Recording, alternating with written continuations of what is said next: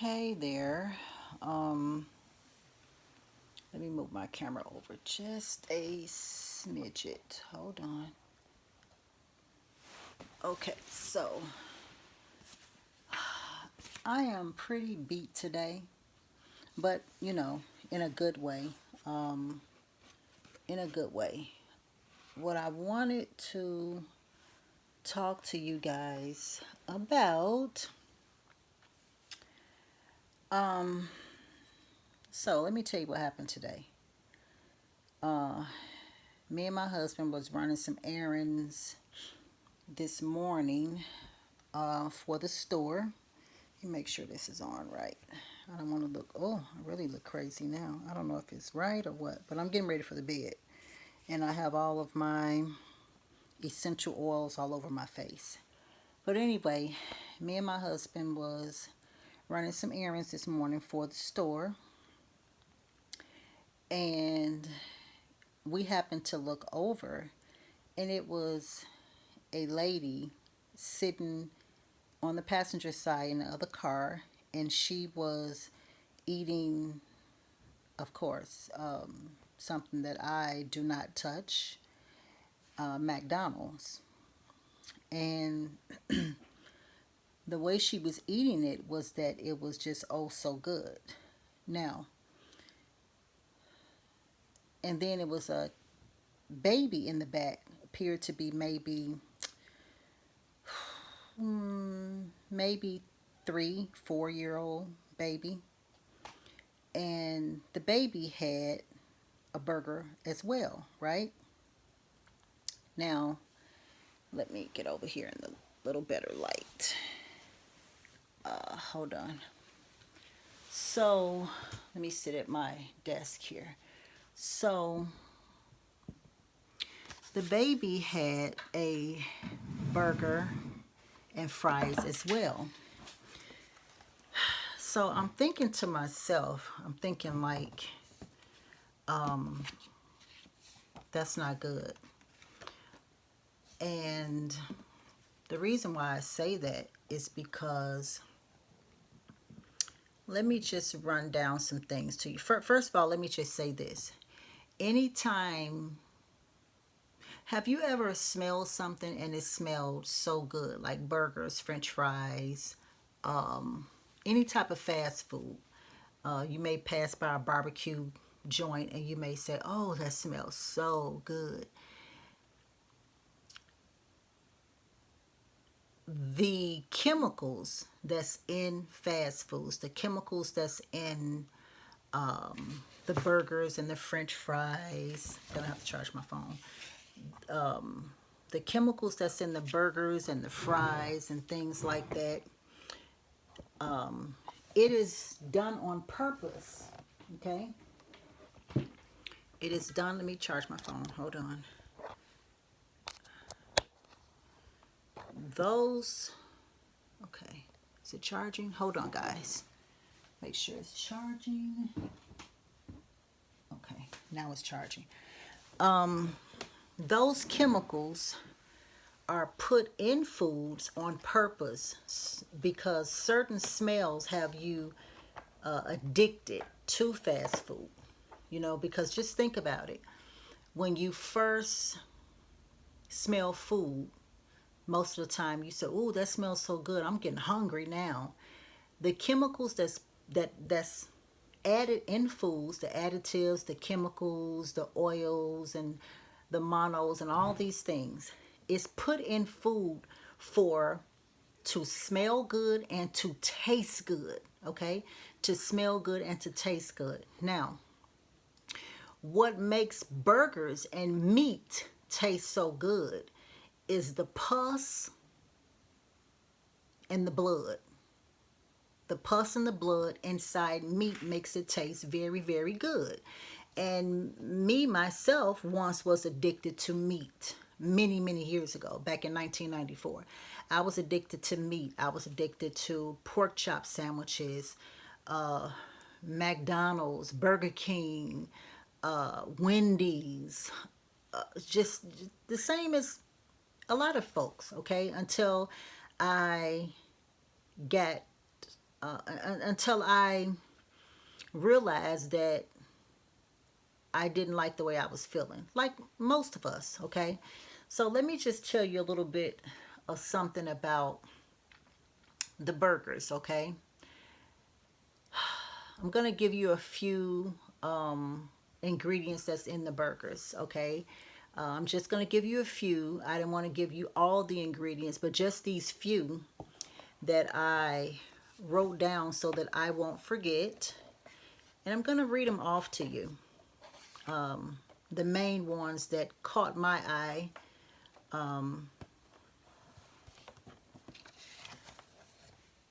First, in all the burgers and most of the fast food, you're going to find canola oil, okay? Canola oil, of course, is canola oil.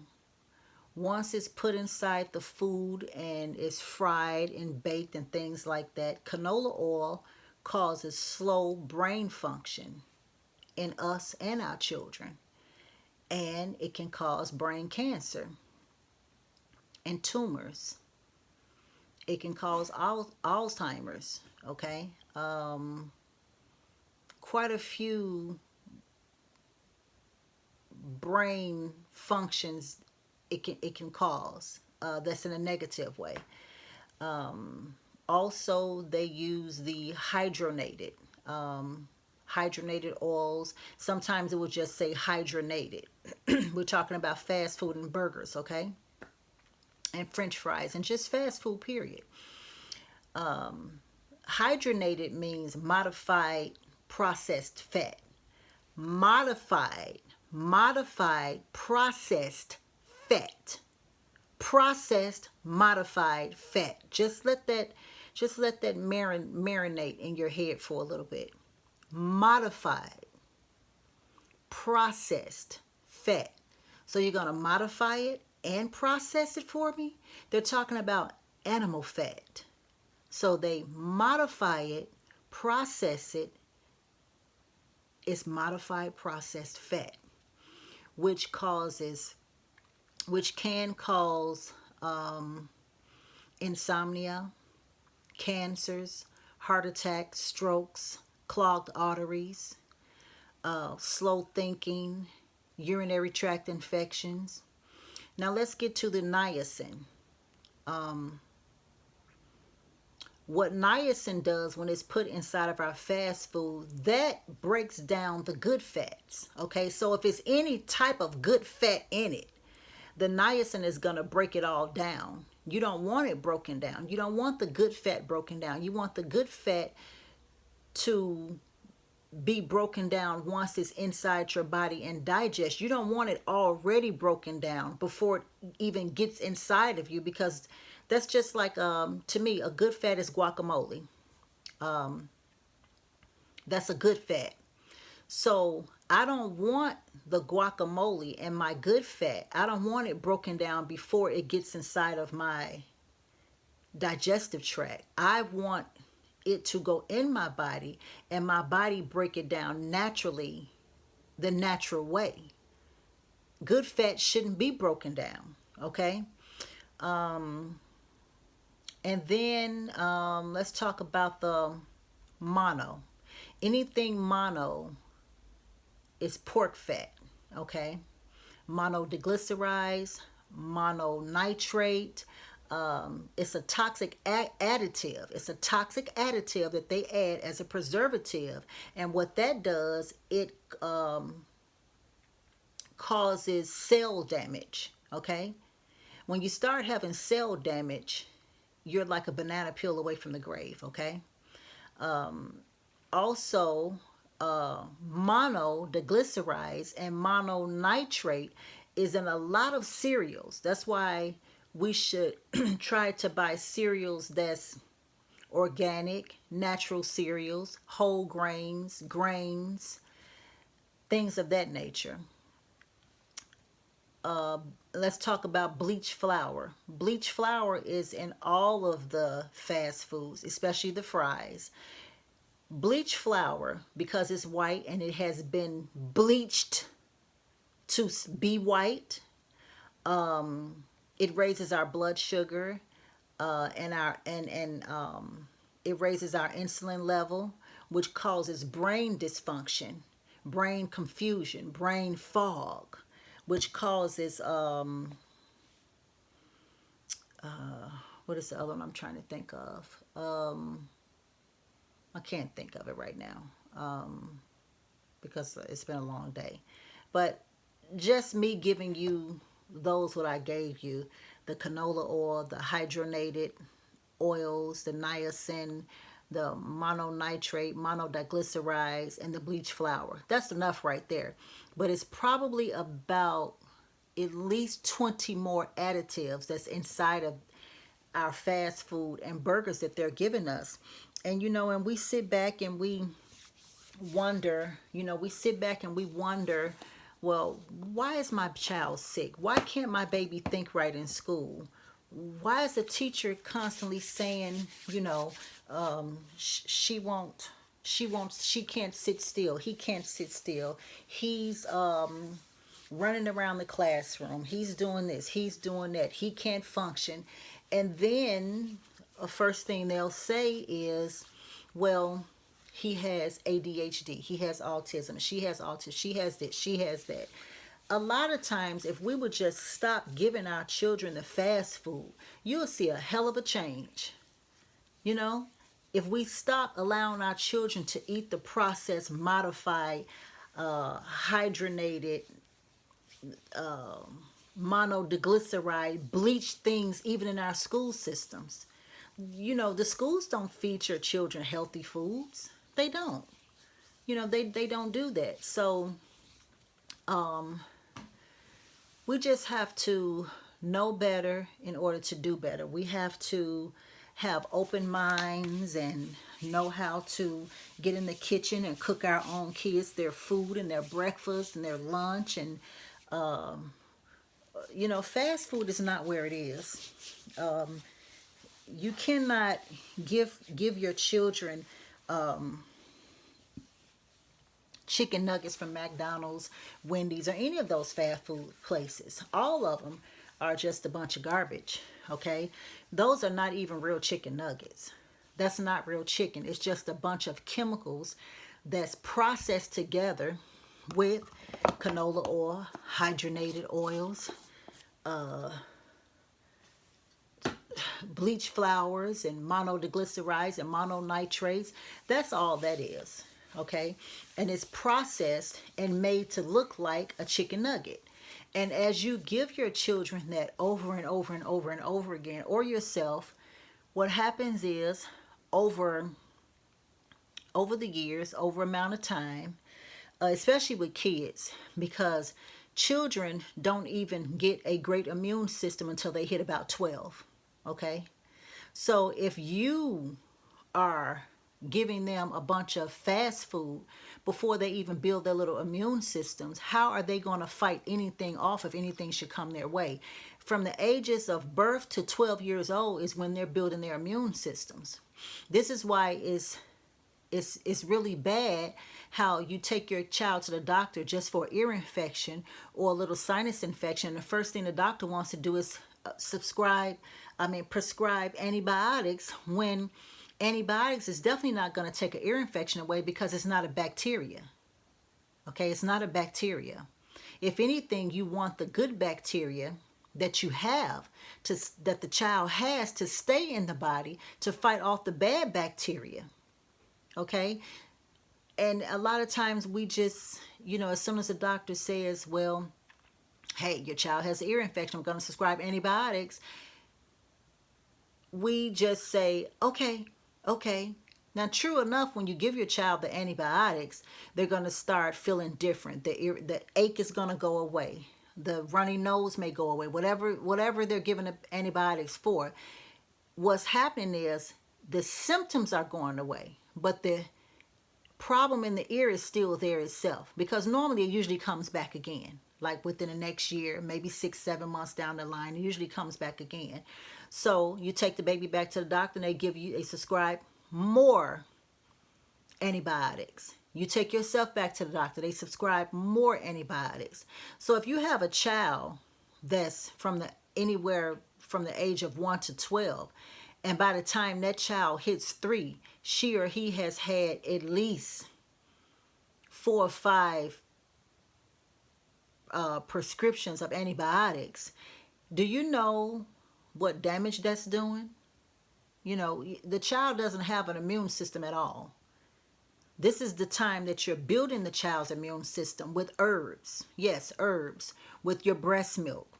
With if you can't breastfeed, some women can't breastfeed, and that's understandable for, you know, for different various reasons. But there's other good milks out here that doesn't have to be cow's milk.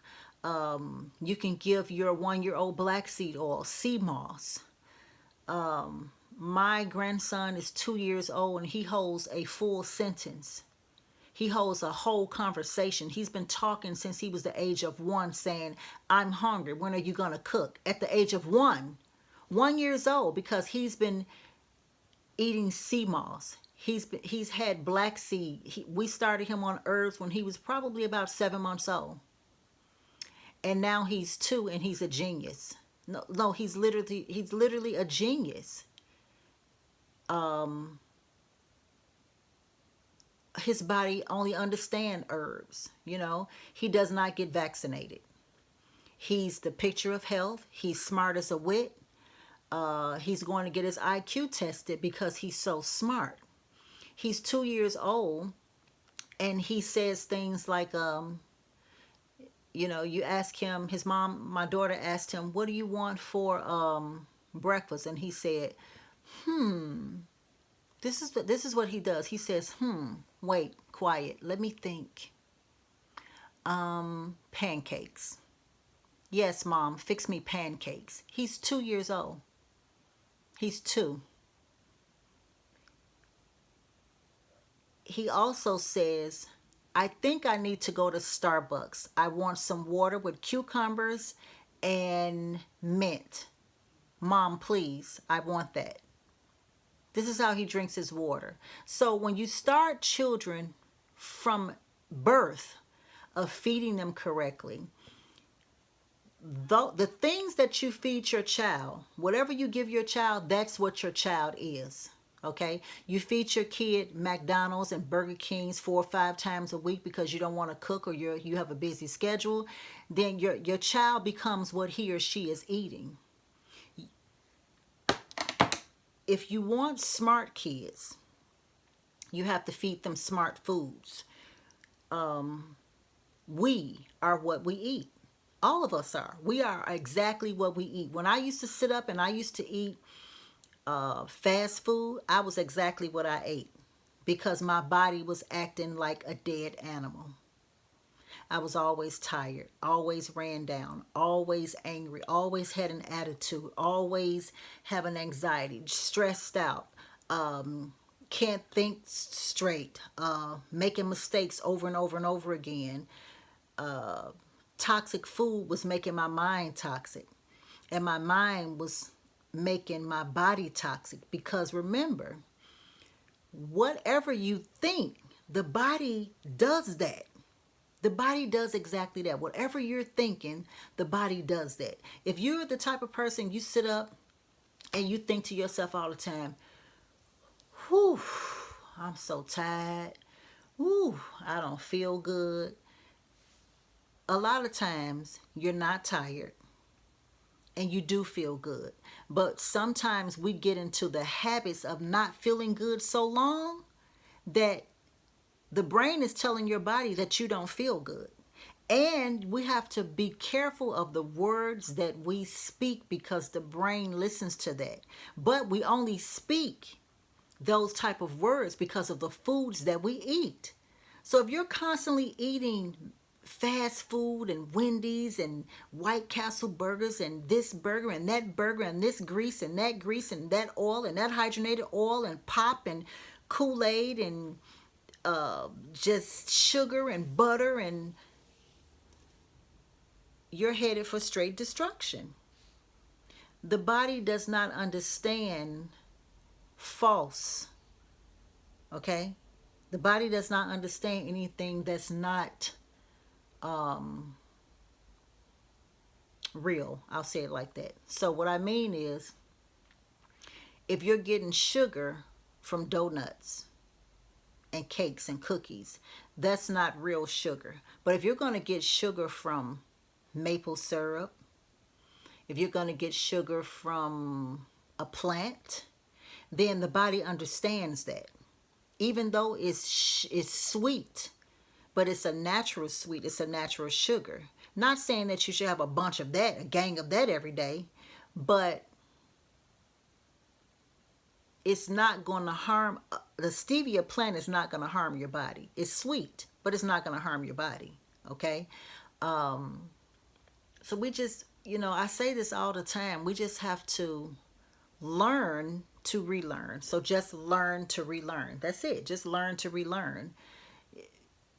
That's the only way any of us are going to be able to have a great quality of life. Just learn to relearn. And don't beat yourself up about it. Just take things slow. And people ask me all the time, well, how can I become vegan? I don't know what meals to cook. Listen,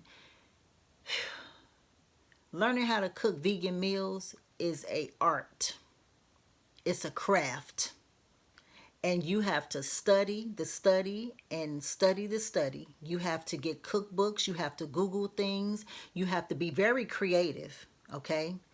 I made a dish where it was whole grain spaghetti noodles. Just spaghetti noodles. Whole grain spaghetti noodles. I cut up some onions and bell pepper. I cut up onions, bell pepper,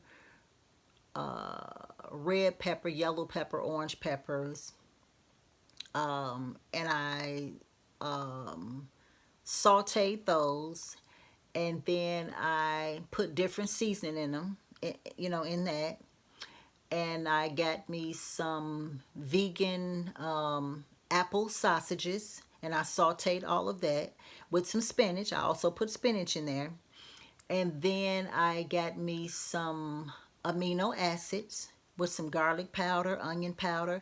I stir fried all of that. I took my noodles, and then I put my noodles in there. And I also had some mushrooms in there. I mean, it was great. It was great. It almost tastes like a Chinese noodle veggie thing. So that was just something I just made up. And we had garlic bread. That's it. That was, as you can see, that was a damn good meal, okay? Very healthy. It was full of vegetables, and the grains were the whole grain spaghetti noodles. That's it. And we had some left we ate it for two to 3 days. And I made me a big salad on the side of that. So we just have to, you have to research. You have to research. You have to study. You have to go and follow some more people on YouTube that has vegan cooking and things like that. But let me just say this now. You cannot eat a lot of processed vegan foods as well, okay? Like the apple sausages that I had. I think that was by, I can't remember who it was by. But we have to be careful with vegan food because some of the processed vegan food have carrageenan in it. Now, carrageenan, it causes cancer, okay? It's a chemical that causes cancer. So we have to also be careful with vegan food. You just have to know what you're doing.